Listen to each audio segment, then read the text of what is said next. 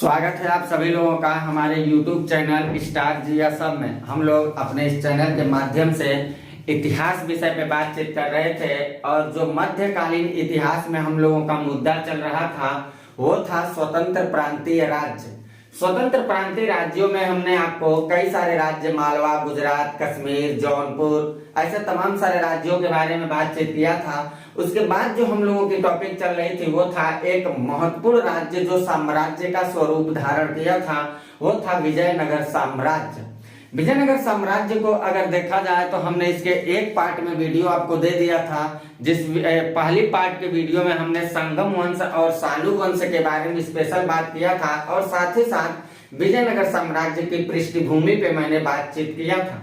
आज जिस मुद्दे पे हम लोग बातचीत करने वाले हैं उस विजयनगर साम्राज्य के 4 राजवंशों में 2 राजवंश तो हम लोगों ने देख चुका था।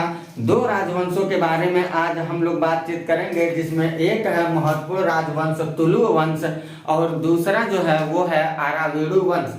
यानी कि आज हम लोग विजयनगर साम्राज्य के राजवंशों को पूरी कंप्लीट तौर तरीके से पढ़ लेंगे। इसके बाद एक और पार्ट की वीडियो में विजयनगर साम्राज्य से लेकर आने वाला हूं, जिसमें मैं आपको स्पेशल विजयनगर प्रशासन से संबंधित मुद्दों पे बातचीत करूंगा।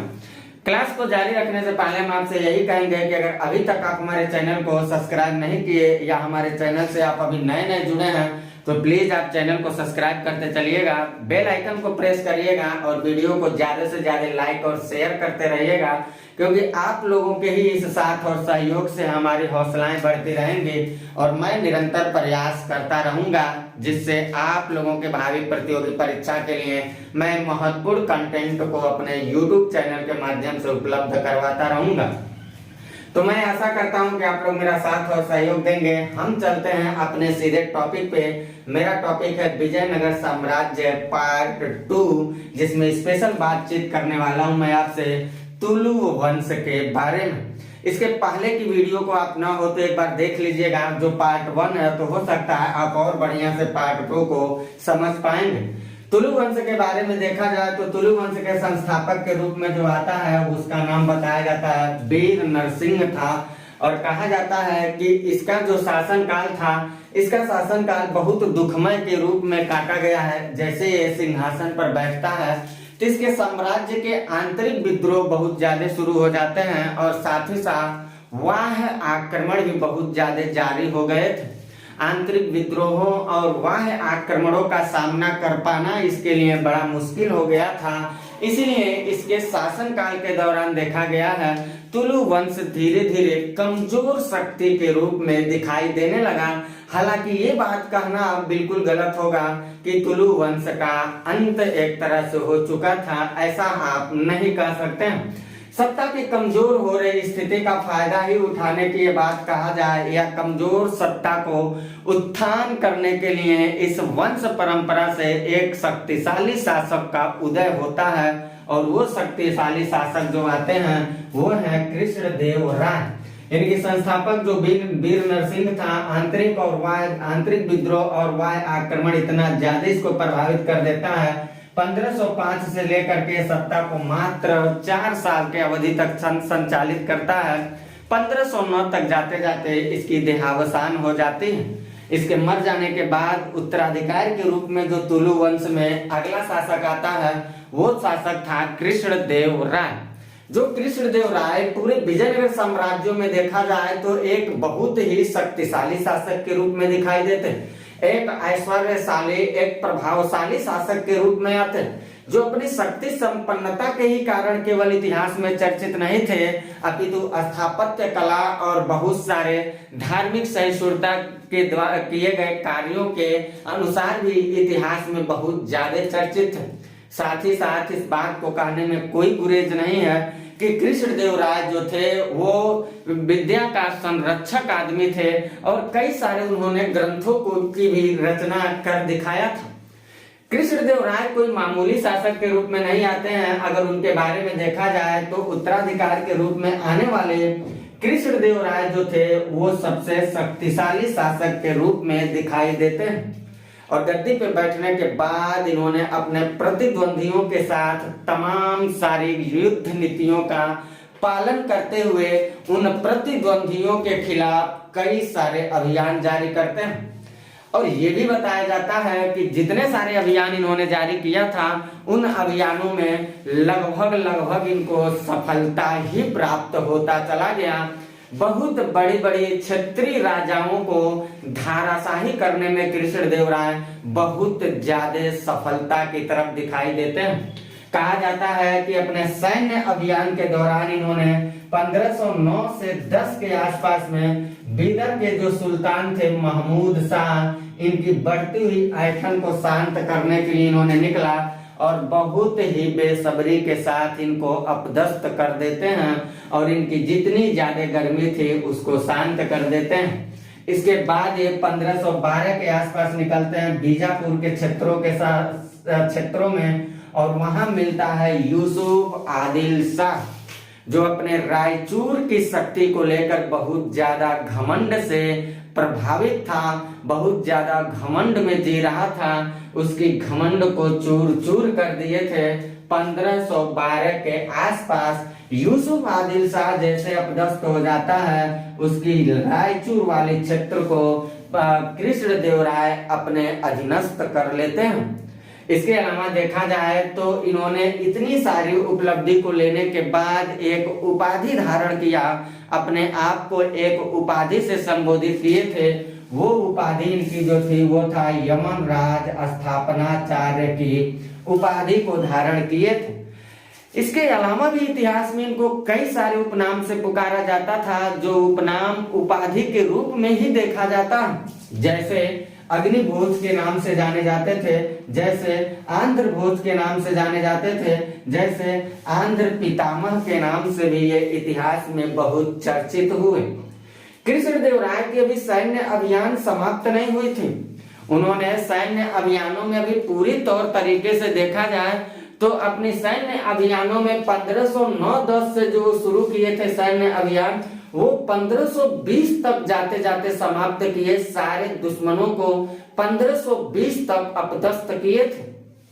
1509-10 में बीदर को जीत रहे, 12 में बीजापुर को जीत रहे और 1513 से 18 तक लगातार उनकी युद्ध चली थी। उड़ीसा के क्षेत्रों में गजपति शासक जो प्रताप रुद्रदेव थे, कहा जाता है कि इनको एक बार नहीं, 2 बार नहीं बल्कि 4 बार युद्धों में अपदस्थ किए थे और अपदस्थ करने के बाद उनको मजबूर कर दिए थे उनको आत्मसमर्पण करने के लिए।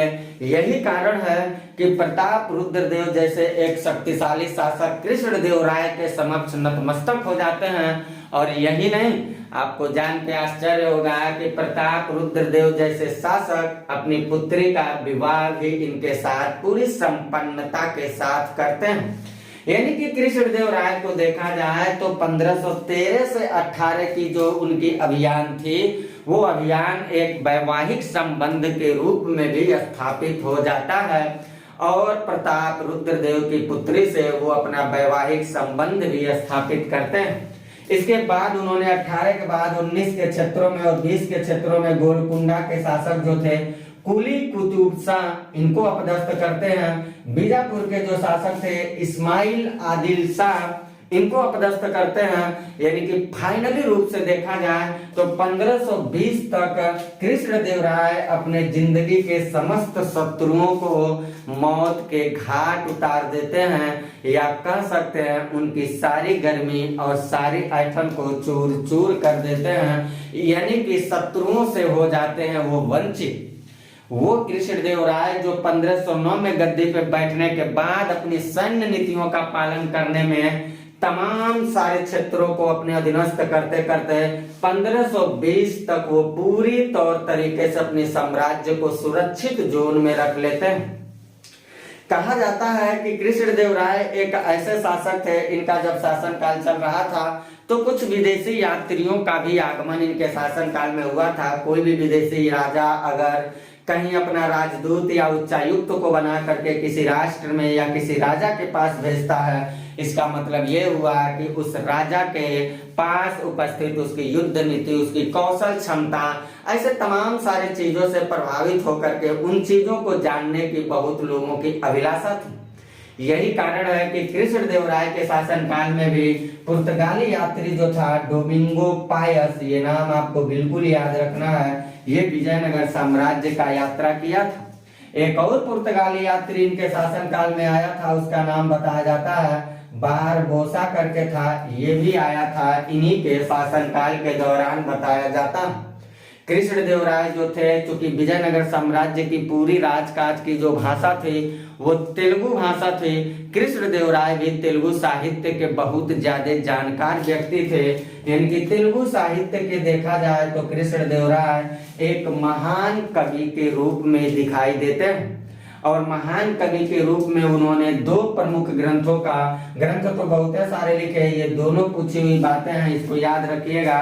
दो प्रमुख ग्रंथ उनके दिखाई दे रहे हैं जो अक्सर सवाल में आते रहते हैं, अमुक्तमाल्याद और विश्वविभूतिय, इनके दो मुख्य ग्रंथ को आप याद रखिएगा। अपने माता के सम्मान के लिए कर्नाटक के क्षेत्रों में ही उन्होंने कुछ नगरों की भी स्थापना किया था। कहा जाता है कि कृष्णदेवराय जो नगर स्थापित किए थे वो था नागलपुरम करके नगर था, इस नगर की स्थापना कृष्णदेव राय ने ही किया था। साथ ही साथ स्थापत्य के क्षेत्रों में भी बहुत ज्यादा इन्होंने योगदान दिया था, और स्थापत्य के क्षेत्रों में देखा जाए तो हजारा मंदिर हुआ, विठल स्वामी मंदिर हुआ, चिदम्बरम मंदिर हुआ, पार्वती मंदिर हुआ, विरूपाक्ष मंदिर हुआ या वीरभद्र मंदिर हुआ, ये सारे के सारे मंदिरों को स्थापित करने का श्रेय कृष्णदेवराय को जाता है। जो मंदिर आज कर्नाटक के हम्पी में अवस्थित है, ये सारे के सारे मंदिर कर्नाटक के हम्पी क्षेत्रों में आज अवस्थित हैं। 1529 तक जाते जाते भारत विजयनगर साम्राज्य का वो शक्तिशाली बादशाह जो तुलु वंश से ताल्लुकात रखते थे वो अंतिम सांस को ले रहे थे, और 1529 तक बताया जाता है उनका देहावसान हो जाता है। वो हमेशा हमेशा के लिए जब सो गए तो बाबर अपने तुजु के बाबरी, जब हम लोग बाबर पढ़ेंगे तो देखेंगे उसने अपना ऑटोबायोग्राफी जो लेकर के आया था, जो उसकी आत्मकथा है तुजु के बाबरी, उस तुजु के बाबरी में इनका बहुत ही बेसब्री के साथ वर्णन किया। कृष्णदेवराय के मर जाने के बाद उन्हीं का भाई उत्तराधिकार के रूप में आता है, और उनका भाई जो उत्तराधिकार के रूप में आता है वो था अच्युत देव राय। लेकिन ये कोई बहुत मामूली सा शासक था, कोई बहुत शक्तिशाली शासक नहीं था, ना ही कुछ ज्यादा काम कर पाया था। एक तरह से देखा जाए तो कमजोर किस्म का बादशाह था। इस अच्युत देवराय के बाद आता है सदाशिव राव, ये भी एक कमजोर शासक ही बताया जाता है, नाम मात्र का शासक था, लेकिन वास्तविक शक्ति जो थी इसी का एक मंत्री था, राम राय बताया जाता है। सारी मंत्रालय अपने हाथों में लेकर इसको कठपुतला की तरह बस इस्तेमाल करता था। केवल सदाशिव राय एक कठपुतला शासक के रूप में स्थापित था अपनी गद्दी पर। कहा जाता है कि सदाशिव राय के समय तमाम सारे जो विद्रोह हुए थे, कई सारे बीदर गोलकुंडा जैसे क्षेत्रों को लेकर के भी तमाम सारे विद्रोह हुए थे। उसी समय बहमनियों के साथ कई सारे क्षेत्रों को लेकर के विजयनगर साम्राज्य से हो गया था एक बार पंगा। और निष्कर्ष क्या निकलता है? निष्कर्ष यही निकलता है, तालीकोटा का जो युद्ध हुआ था 1565 में हम लोग पढ़ते हैं, या राक्षसी तांगड़ी का युद्ध। ये राक्षसी तांगड़ी या तालीकोटा का युद्ध जो हुआ था, इसमें दो स्वतंत्र राज्य अपने आप में लड़े थे। एक तरफ सत्ता की बागडोर को संचालित करने वाला साम्राज्य विजयनगर था, और दूसरी तरफ बहमनी था। बहमनियों ने अपनी पूरी कूटनीतिक चालों का इस्तेमाल करते हुए विजयनगर के शासकों को बहुत बुरी तरह से अपदस्थ किया था। यानी कि राक्षसी तांगड़ी या तालीकोटा का जो युद्ध हुआ था, इसमें फाइनल नतीजा जो निकला था, बहमनियों की जीत हो जाती है और विजयनगर साम्राज्य की हार हो जाती है। यानी कि विजयनगर साम्राज्य का तीर नीचे है, यानी कि ये हार गया, और बहमनी यानी कि ये जीत गया है। इतनी सारी बातों को याद रखना है आपको। यही वो युद्ध था जिस युद्ध में हुसैन शाह पूरी कूटनीति का प्रयोग करते हुए चाटुकार मंत्रालय को संभालने वाला मंत्री राम राय का वध कर देता है, और वध करने के बाद देखा जाए तो तुलु वंशों की सत्ता पूरी तौर तरीके से समाप्त हो जाती। तुलु वंश के बाद विजयनगर साम्राज्य पे आता है जो अराविडु वंश आता है, और इस अराविडु वंश का संस्थापक आता है तिरुमल। 1570 में गद्दी पर बैठता है। इस अराविडुओं के शासन को देखा जाए तो सबके सब एक तरह से बेकार किस्म के राजा थे।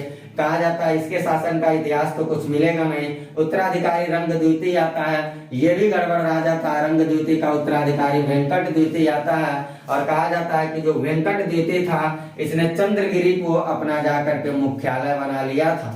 इसके अलावा ये भी कहा जाता है कि इसी के समय फिलिप द्वितीय तृतीय जो था, स्पेन का शासक फिलिप तृतीय जो था, उससे इसका वेंकट तृतीय का द्वितीय का सीधा पत्र व्यवहार चलता रहता था, यानी कि डाक पोस्ट वाला सिस्टम चलता रहता था। और ये क्या किया, ये वेंकट द्वितीय ने स्पेन के शासक फिलिप द्वितीय को सीधा पत्र व्यवहार किया और ईसाई पादरियों को आमंत्रित किया था, भारत की धरती के लिए आमंत्रित किया था। इसके अलावा ये भी कहा जाता है कि इसके शासनकाल को अगर देखा जाए तो 1612 में बताया जाता है कि वाडियार ने क्या किया था, एक स्वतंत्र मैसूर राज्य की स्थापना कर दिया था। और ये सब के सब ससुरे नालायक और काहिल किस्म के शासक थे, कोई इसकी शक्तिशाली सत्ता नहीं मिल रही है, इसीलिए जाते जाते ये क्या होता है, समापन की तरफ चला जाता है और इसका अस्तित्व ही समाप्त हो जाता है। यानी कि विजयनगर साम्राज्य की जो कहानी थी वो यहीं समाप्त हो जाती है। विजयनगर से संबंधित जो प्रशासनिक व्यवस्थाएं हैं उनकी सामाजिक, धार्मिक, आर्थिक और राजनीतिक गतिविधियों में भागीदारी लेने वाले बहुत सारे ऐसे महत्वपूर्ण तथ्य हैं जो प्रतियोगी परीक्षाओं के लिए सवाल बन जाते हैं। उन सारी मुद्दों पे मैं आपसे बातचीत करूंगा विजयनगर साम्राज्य का पार्ट 3 वीडियो में। यानी कि ये मैंने आपको दिया पार्ट 2, पार्ट 1 इसके पहले मैं दे चुका हूं, ना देखे हो तो आप देख लें, ये पार्ट 2 है। इसके बाद एक और क्लास लेकर के आता हूं मैं, उसमें मैं बताऊंगा पार्ट 3 की सारी बातों को। आप इतनी सारी बातों को चाहें तो ले सकते स्क्रीनशॉट, इन सारी मुद्दों को नोटबुक बनाते हुए आप चलिएगा। साथ ही साथ आप वीडियो को ज्यादा से ज्यादा शेयर करते चलिएगा। चैनल को अगर आप सब्सक्राइब नहीं किए तो प्लीज सब्सक्राइब कर लीजिएगा। और आप लोगों का साथ सहयोग अगर निरंतर हमें मिलता रहा तो पूरी निःशुल्क में हम आपको जीएस गुणवत्तापूर्ण अपने यूट्यूब चैनल के माध्यम से कंप्लीट करके जाऊंगा। सारे मुद्दों पे मैं आपसे बातचीत करने वाला हूं। जीएस का कोई भी सेगमेंट आपको कमजोर नहीं लगेगा, ये मेरा दावा है। तो मैं आशा करता हूं कि आप लोग साथ और सहयोग देंगे और हम आप लोगों के लिए निरंतर प्रयास करते रहेंगे।